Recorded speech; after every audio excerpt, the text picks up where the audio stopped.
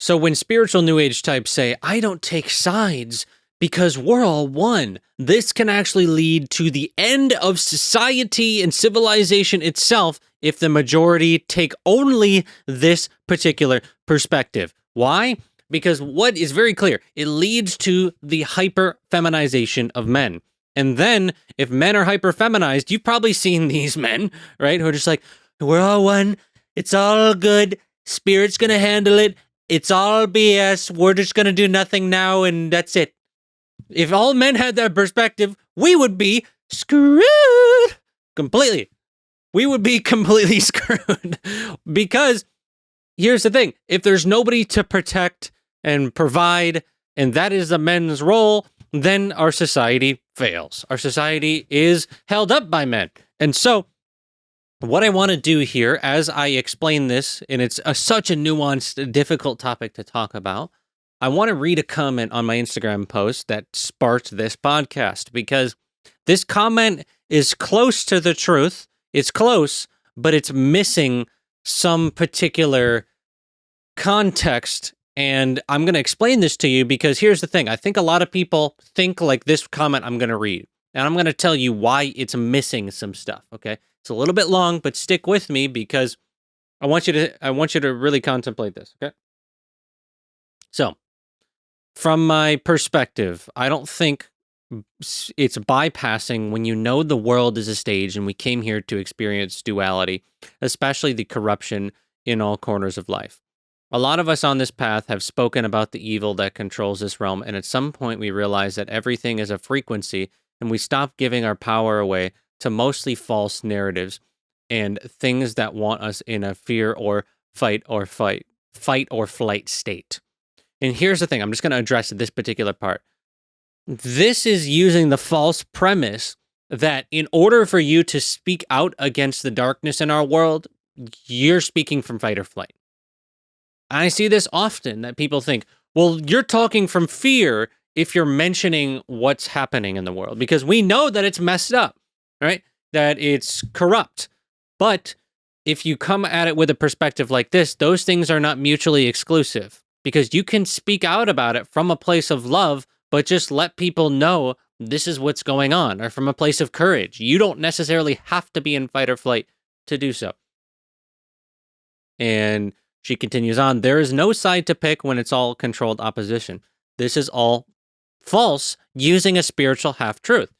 It might be to some respect, yes, but here is the premise that I'm getting at here, is that when you go within yourself and you're able to discern truth from falsehood, then you will be able to discern who's more in truth compared to when you're comparing two things that are in conflict with each other, and then that will lead to you being able to pick the greater of two things that are not in full integrity, because our world is very nuanced. It's not as easy to say, these are the good guys, these are the bad guys.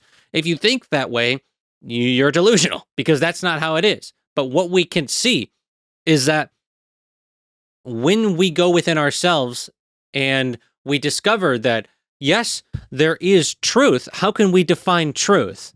Well, truth is something that is life-giving, right? That's my definition. And it's life-perpetuating, life-sustaining. And something in falsehood would be life-taking. The way that I see this is truth versus falsehood is like looking at a magnet and seeing that there's a positive end and a negative end. And that the negative end is a life-taking force, and the positive end is a life-giving force. But it's all one magnet. So if you have that perspective, you can recognize everything has a frequency. And within you, you'll be able to see when you have thoughts that are based on truth, and when you have thoughts that are based on falsehood. So what that would simply be is that a false thought would be one that is taking the life force of your body, taking the life force from within. And if you move into that life-giving force, that's when you can actually recognize truth versus falsehood. This is actually based on kinesiology muscle testing, and it's been double-blind placebo studied. And so what this means is that When you're in truth yourself, you can recognize falsehood. So when I say take a side, I'm saying recognize which group is in truth more than another group. If we can't come to a conclusion of stop it, just both sides stop. Because that's what happens a lot of time in our world. If we're being realistic to a certain respect, it's not as easy as everybody stop. And if we can do that, obviously that is the thing that we should do. And the false premise that we see operated on in our world today is that people will demonize one group as if they are the life-taking force using an information dissemination campaign that is based on falsehood itself. So it tricks people into thinking that the group that is actually more integrous than the other group is not. And so what I'm not saying here is that choose a side based on the information you get from external sources. No, go within, do both. Go within, tap into truth and into the frequency of that life-giving, and then look out into the world and see the actions of both groups and see which one is more life-taking or is on the side of those same principles that are life-giving that you can recognize from within yourself. And then study history and see the rise and fall of civilizations. Because what you'll find is that there's a clear pathway to destruction of a civilization. And that is making people believe in either no God or we're all unity so much that under the cover we're going to come in and manipulate everything. Just like not just like, but Star Wars kind of represents this, and Lord of the Rings kind of represent this in its own way. People don't understand that there's this life-taking force that is creeping up the ranks and manipulating everything and that ends up destroying the entire thing. Right? That's essentially what is happening in our world. And if men aren't vigilant and they just have this, we are all one and we're just going to chill and we're going to let it all play out in spirit. Spirit plays out through you, through the inclinations to take action when you're in contact with truth. But if you yourself are not in the frequency of at least a lower level of truth, you won't be able to recognize that. And that's why you say things like, I don't need to do anything necessarily. Or I don't need to participate and I don't have the duty to defend anyone as a man or to defend truth as a man. And there is subtle nuance to this. And maybe there are some men that are not here to outwardly do things like that. But I think the majority are. Because if you were to design a society, you would have to design it that way in order to have a civilization thrive. Because if you have a majority of men that don't do anything, especially on one side, it's done. Right? So, and then this leads back to the entire reincarnation, right? So that's talked about in the Bhagavad Gita, Kriya Yoga. And it's been talked about for thousands of years.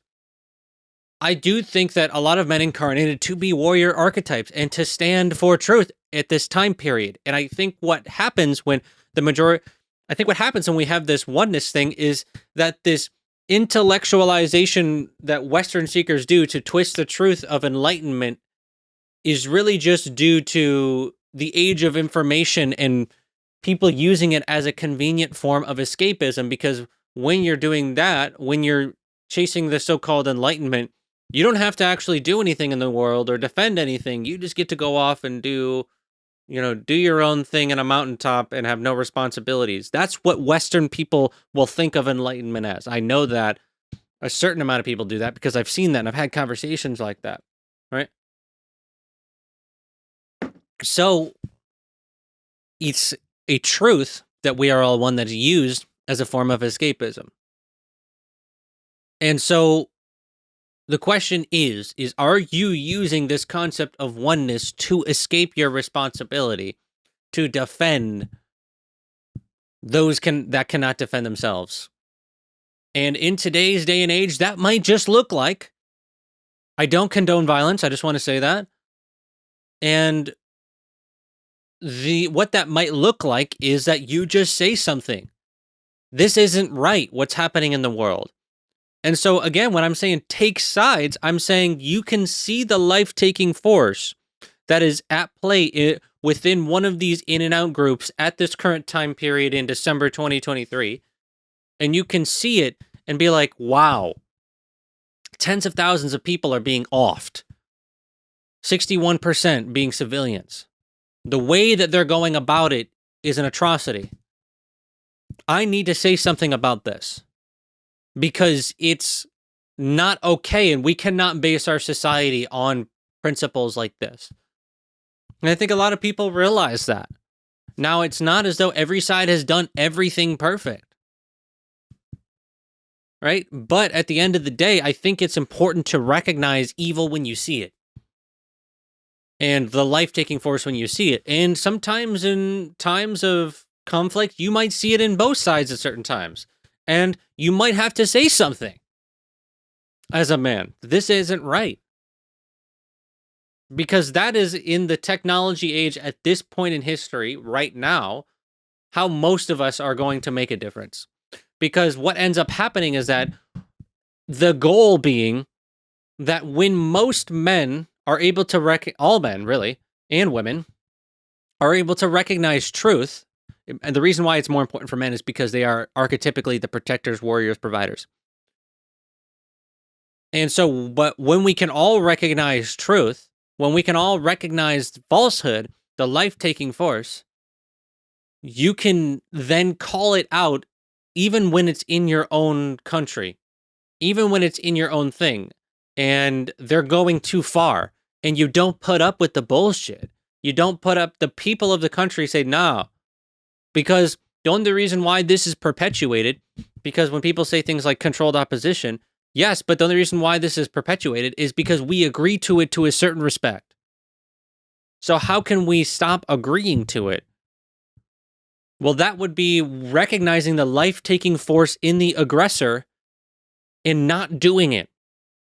Because if this would have happened in Germany back in the day, it would have been good. The soldiers would have been like, no, we're not doing this shit. Right? So I'm not just talking about now, but throughout history. Because people do the bidding of the life-taking force, the archetypical Emperor Palpatine at the top. But if they realized that it was actually life-taking and that it was perpetuating evil, and it was perpetuating darkness, and it was perpetuating infringing on free will, then I don't think that the majority would do it. But they get tricked, they get manipulated into thinking that it's one or the other, as in the way that that's not what I meant. They get tricked into thinking that the inverse is what they're fighting for, or the inverse is what they're standing for, because someone told me this is the answer. And this is the key, that you cannot rely on external sources to tell you what is good and bad. And it's not as simple as good and bad, but really where the life-giving force or truth is more embodied in a nuanced world in one group than the other. Again, if you can't just say, all right, everything needs to stop, which would be the ultimate goal. But at this point, from the knowledge I currently have, that's not what's happening. And at the end of the day, obviously, everyone stopping the bullshit is the goal. This entire thing is really talking about a humanist type view. A view of like, I'm pro-human. I'm pro-human surviving. I'm pro-humans. Let's have more humans, right? And those that think that they know what's best for humanity in a small little group somewhere. And if we can recognize as a whole how that small little group is manipulating us and use our discernment to see the side of the light, which I believe the majority is on, and by the way, the majority is still on, or else we wouldn't have a functioning society. Because sometimes people say, oh, our society is majority dark, or it's majority negative right now. But if that was true, nobody would adhere to any laws, and everything would be chaos everywhere. So our society is still polarized positive right now. But what's happening is that life-taking force, that negative force, is trying to creep up, just like I said in Star Wars, where the Emperor Palpatine creeps up, nobody sees it, and then boom, takes over and destroys society. That's what's happening right now. So we need to be very careful as to when we see that force at play, and those that have the discernment, the intuition to recognize it, that they call it out. And they say, no, we're not doing this. No, you, and because here's the thing, at the end of the day here, the majority rules. The majority rules. If they're able to recognize what's happening. But until the majority can recognize truth versus falsehood in our world, the majority will not rule a lot of aspects of society. Because this is why you've heard people use the term asleep. I mean, I wrote my first book and it was named 10 Secrets of Awakening for a reason. Because we start to awaken to that truth. We start to awaken and see what's happening in the world, both sides. And again, this is not about suppressing any feelings of darkness within and just going, oh, it's all love, it's all light. It's actually the opposite of that. It's integrating and alchemizing that pain and that suffering and that life-taking force within you. And when you do that, then you're able to recognize it because you're in the threshold of truth, because only someone in truth can recognize truth. That's why if you say something to someone who is in falsehood, whose body is, and body and entire being is in the majority, if their frequency is in the majority of falsehood or the life-draining force, they can't even hear truth. And oftentimes these types will invert everything, because that's what darkness does. It inverts into thinking it is in truth and that the other stuff is in falsehood and what everybody else thinks is in falsehood.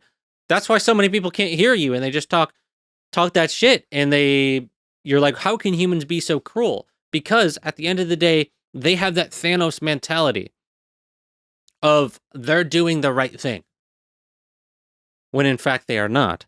And so what does it take? It takes the Avengers being the men in this world, minimum, and women, too. Again, the men being important because of the warrior archetype. Everyone recognizing this ain't right. Hold up. Something ain't right here. What are you doing? Don't do that. And that's what people are afraid to do. People are afraid to say how they really feel because of the backlash. But if everybody is afraid, then what do we have? That's where they want our society to head, to a place where everybody's afraid to hurt anybody's opinions. And I see the We Are All One crowd a lot of the times having that point of view. We don't want to upset anyone. But if you aren't willing to upset anyone to base your society and civilization on truth, it's not going to be based on truth. And then the entire thing ends.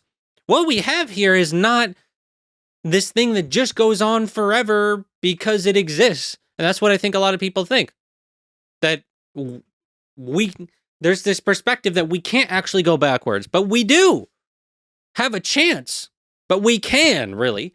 We do have a possibility of going backwards. And I think that starts when people don't actually say how they feel, especially those who are in truth. Because ideas need to be in the public face. They need to be gone back and forth. They need to be debated. Because if they're not debated, then we can't see which one is true or false, usually, because a lot of our society is based on logic, and it's not a bad thing that it's based on logic, trust me. Because here's another point, when you have someone that is not really discerning, they can recognize logic, right? These are your everyman. These are the ones that have not taken the hero's journey.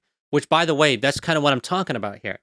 If you think about the hero throughout time, they had to stand against evil. Why would you not now? Why do you think that our society is different and that you don't need to take a side of the light and say, this is messed up? what's happening in our world? What if that is just how... What if your sword in this life is the sword of the friggin' the joystick or the trackball? Maybe I'm old, I got the trackball, but the mouse and keyboard. Maybe that is your fight in this world. Because there still has to be those that are willing to stand up for what is true. And that is the entire point of this. If there's no one, then falsehood will take over the society and destroy it. And that's what we've seen throughout history. That's why I might annoy people by the amount of times that I say study history. Look at the fall of the Roman Empire. How that fell. Same reason. Degeneracy, really, is what it is. So, people are going to disagree. And the point of this is not to prove myself right, because I'm right and everybody else is wrong. That's not why I am even doing this.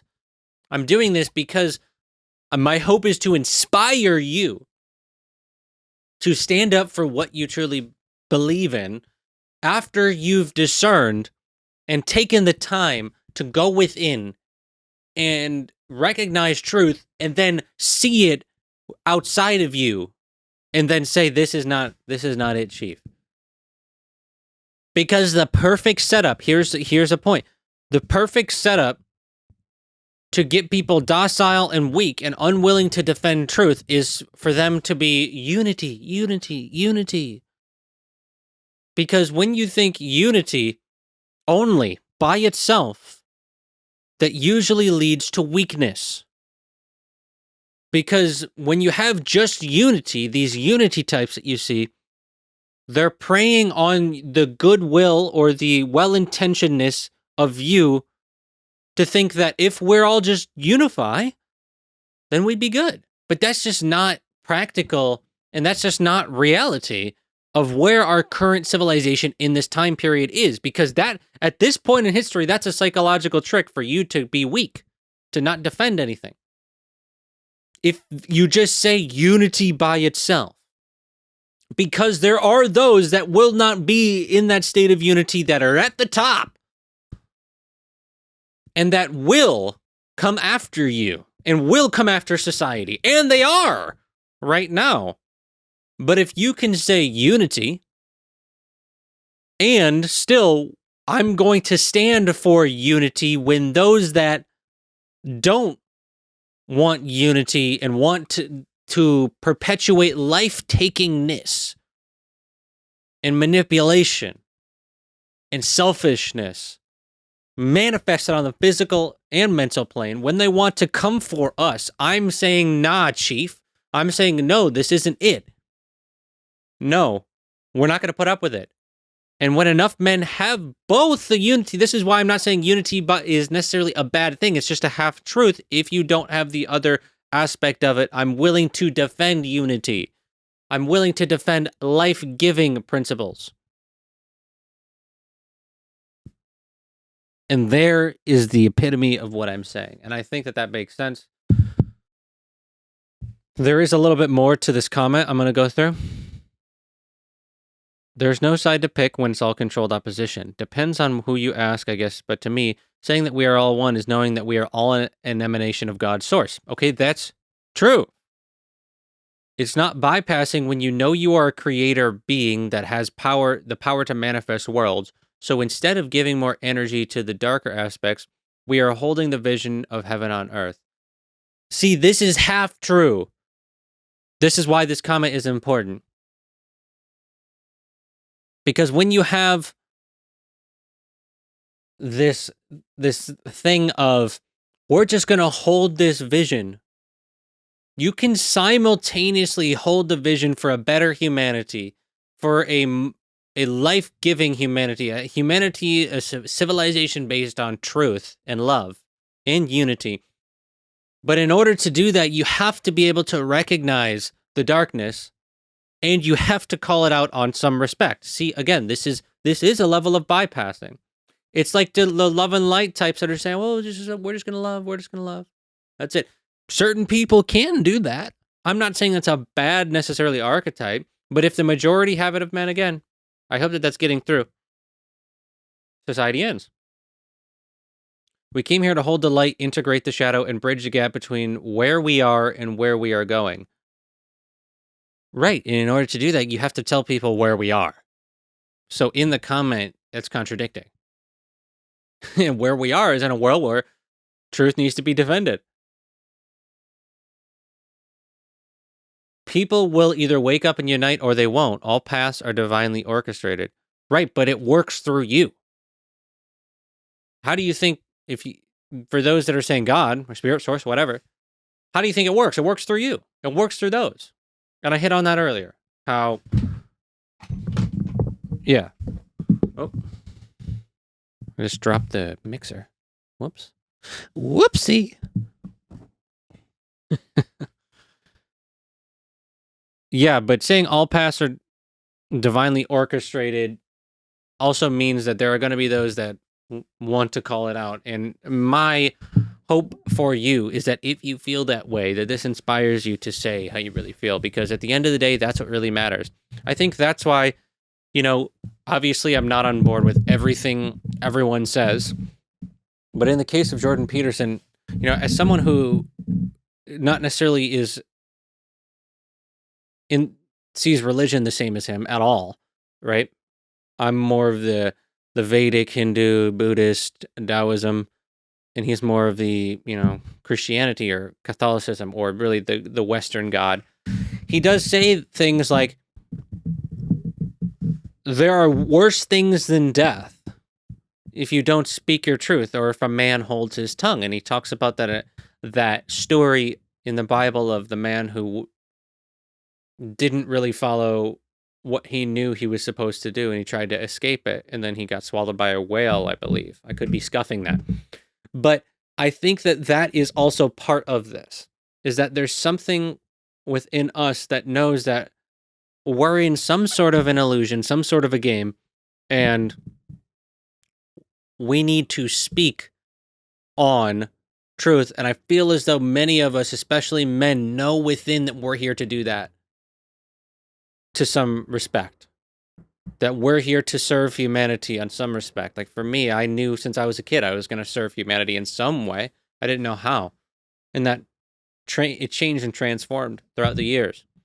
And I think that I don't need to fear worse things than death in order to speak truth. For me, I fear that I go through my life and never say my truth, and then I review my life and say, after this incarnation, and say, you know what? I didn't do what I wanted to do.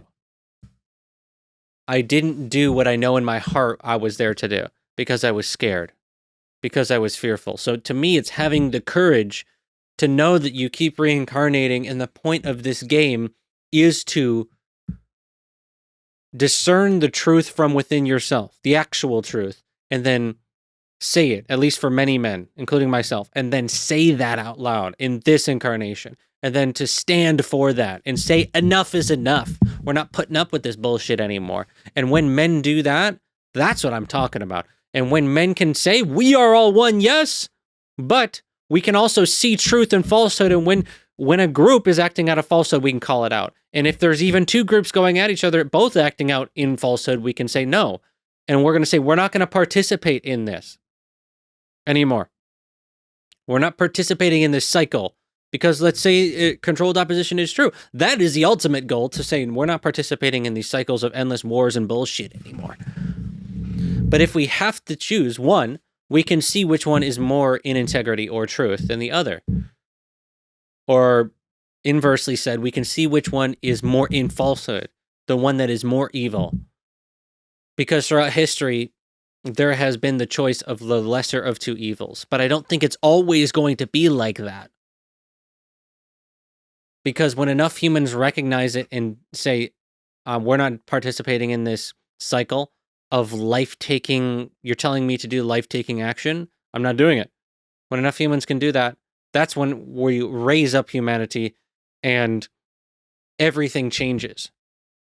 So the ultimate goal is to not participate. So when I say take a side, in conclusion, when I say take a side, you can take the side of the life-giving force or the positive force of the universe and say, I can see the negative playing out in this group more. This is BS. We should not be doing this. This is what some people, there's different aspects of this. And then there's the other aspect of the goal being we can all see truth and falsehood, and we can recognize if both sides are acting in falsehood, then we're going to say we're not doing this.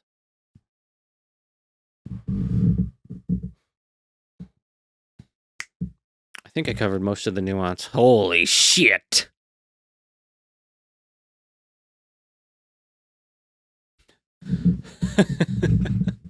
And it's a very interesting topic. I hope you found this fruitful for yourself to understand the nature of conflict and men and reality and civilization and warriors and doing your duty. And I think one of the last points that I want to hit on is I don't have a specific quote that the Bhagavad Gita behind me. I don't have a specific quote that I can pull at this exact moment, but there's a part of it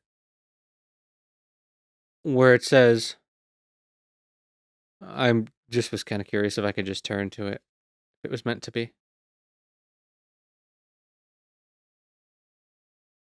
I don't think it's meant to be. Okay.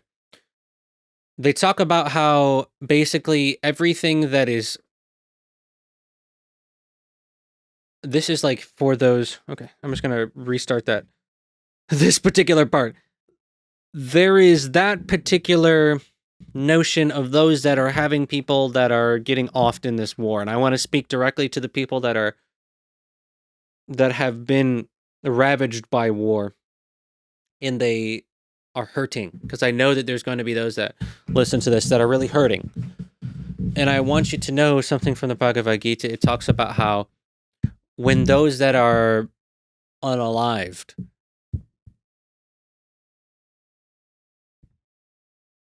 when that happens, their soul can never be harmed. What they really are can never be harmed. And so it's almost as though the way that I see this and how I've helped myself, or a perspective that's helped me when I've thought about death, I'm literally wearing the Memento Mori shirt. Remember death is what that means. If you're like, what does that shirt mean? I didn't even mean for this to happen, that it would coincide with what I'm about to say. But we have a taboo on death in our society. And with everything I've talked about with the simulation theory and the video game, reality being a game, the human game, and all these spiritual traditions and reincarnation, it's clear that what happens when you leave the body is that it's a character. The controller is no longer inhabitable. And so then you move back into the so-called spirit world or astral world. That's what they would call it in the Kriya Yoga, the astral plane. And they call it many things. So that's not even true, fully accurate. But when you're in that space, you can't really be harmed. And from what we've seen the East master over thousands of years is how reincarnation works. And part of that is to just realize that they're not actually harmed, those people that leave their bodies. And as hard as it is to realize, you and I are both going to at some point do the same thing. We're going to exit the character and go back to that. And so just know that they're still alive, but just in a way that most people don't understand. I think the spiritual types can understand this to a certain respect, because of the nature of the soul. That's what I'm talking about. That the soul cannot be harmed by what happens in physical combat, no matter what, or if it's natural causes. So you will meet them again. You will see them again. And it's just as though you've got to play the rest of the game without them. And I know that how difficult that can be. But remember that It's just a game. And also remember that the entire premise of me saying it's just a game is not to say you don't have any responsibility to do anything. I feel like we are here in the game to do particular things, but only you will know what you are here to do from within. You can only access that from within. So if you're struggling with that, tap into yourself. And I feel like when I have dealt with grief in my past and death, it led me closer to me asking, well, if that's going to happen to me at some point, what am I really here to do? And I need to speak on the darkness.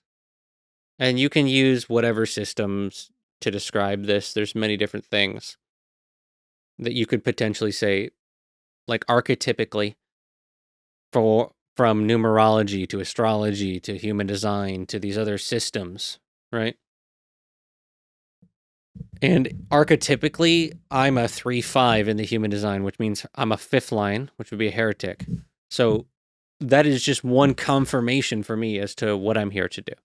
And what I'm not trying to do is say that it's everyone's responsibility to particularly do this specific thing. You have to. I don't speak in absolutes. Only Sith deal in absolutes. But what I am here to tell you is that some of you are here denying that responsibility. And if you're struggling with death, if you're struggling with that transition, if you've had people do that, just know that this is a really good time. And it's okay to feel that. And that's part of integrating it. But this is a really good time for you to go within and ask yourself, that's going to happen to me. What am I really here to do? I want to feel that. I want to tap into that.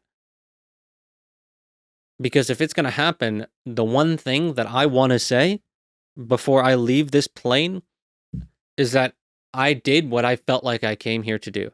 I did what I felt like was the thing in each moment that was my highest truth, that helped humanity, that served humanity. And when I started to do that, I could feel the life-giving force perpetuate. Because another thing about truth that I think a lot of people don't realize is that truth perpetuates itself through life-givingness. So if you speak truth, it not only gives life to those outside of you, but it gives life to you. Because your source of energy is divinity. Again, this is kinesiology muscle testing. And if your source is divinity, it continues to nourish you to do so. And of course, you're going to feel drained at some points, but that's another point. Another thing that I've realized is that when my intention is to serve other people, if you're struggling with what do I do?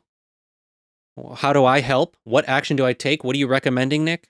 I'm recommending that you go within and discern what your gift, your music is to share with the world, and to follow what your heart says to do, even if it is a little bit scared, even if it has a little bit of fear, but you know that it's for you. Because I feel as though all of us can tap into that if we can sit with that subtle energy and let go of the noise for long enough.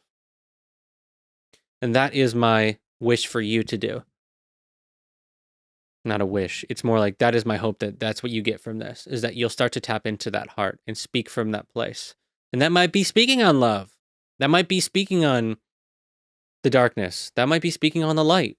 I think a truly embodied being can do both. And that's what we've seen has saved humanity throughout history. You don't need to sacrifice yourself to do so. You don't have to be necessarily a savior. Humanity doesn't need to be saved because remember, it's a game and everyone is experiencing, just like that comment did have a half truth of like everyone is experiencing what I feel like is divinely orchestrated in their life. But that's not a reason to not do what you feel like is your duty, which may be to speak out. Because everything may be divinely orchestrating for you to do that. And maybe that is a thing you're denying. Oh, Jax is stepping on my mic here if you're hearing those noises. Hey, Jax, you want to say hi? Come here, bud. All right. Well, that'll do it for today's podcast here on The Human Game. I hope you enjoyed this one. Here's Jax, if you can see. Jax, say hello. Oh, say hi, bud. I love you. Oh. If you enjoyed this episode, consider sticking around. Why don't you just stick around, subscribe, or follow the podcast if you're listening on audio platforms. And if you're on audio platforms, give it a nice 5-star review, mate. That would be excellent. And if you're on YouTube, giving it a nice like would be very beneficial. It helps the algorithms, and this will reach more people. And if you resonate with this, let's reach more people, because I think more people could really use this message of empowerment. And it makes me want to say, I've got actually a call I've got to get on in 2 minutes, but it makes me want to say one more thing, which is there's nothing more satisfying in life than saying what you feel like is genuinely what you're here to do, even if people don't like it. Saying what you're genuinely here to say, and you know it within your soul, within your heart, even when people don't like it, and you can trust that I did that. I did what I'm here to do. There's nothing like that feeling, even if it has consequences that, you know, people are going to slander you, or you might have things happen. That is a feeling of peace that I feel like is the ultimate feeling. And there's many aspects to that. Also saying things, also doing things that you know that you must do to increase your own soul's evolution. And there's many ways to do that. And I'm going to be covering that in the most profound protocols I've ever released. I'm going to be releasing on January 1st a program that helps you to evolve your soul and evolve your level of consciousness like never before. I've been on this path for many years, and there are so many things I'm going to put into one container for you to just fucking send it. Just fucking send it, starting at the beginning of the year. So there'll be more coming out on that soon. If you want to know more on that, join my newsletter below, and I'll keep you updated. Otherwise, look out for when it comes out here, because January 1st, woo!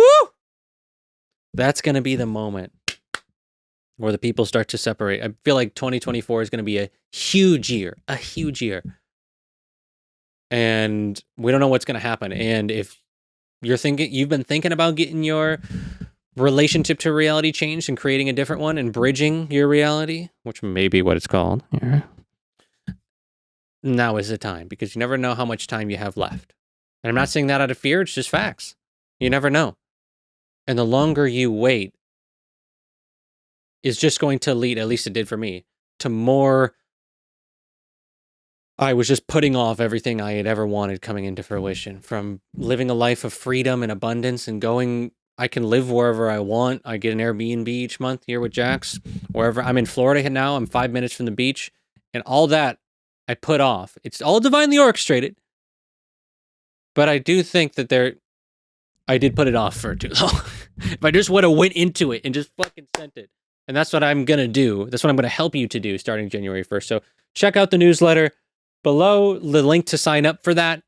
I'll be sending out an email soon for early bird pricing. And I'll see you on the next episode of the Human Game Podcast. And until then, peace.